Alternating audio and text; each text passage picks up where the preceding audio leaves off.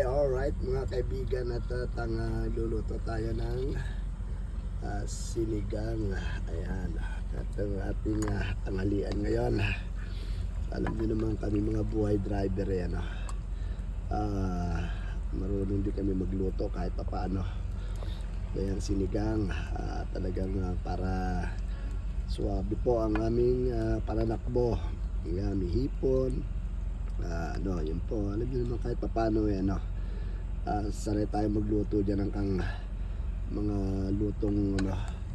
lutong bahay. Ayan po, ayan ating mekos natin ito. Ayan, at mamaya kakain tayo. Alright, so ayan, salamat po sa inyong lahat. At kami muna kakain. At maraming salamat po din po sa mga inyo dyan, panunod.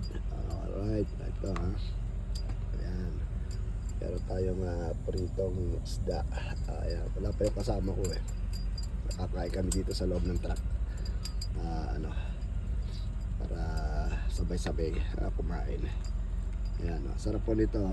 Ayan, medyo ang boses ko kakaiba. At yung tamang-tama yung maasim na sinigang tamang-tama po yan. Alright, thank you for watching. Happy Friday po sa inyong lahat. Okay,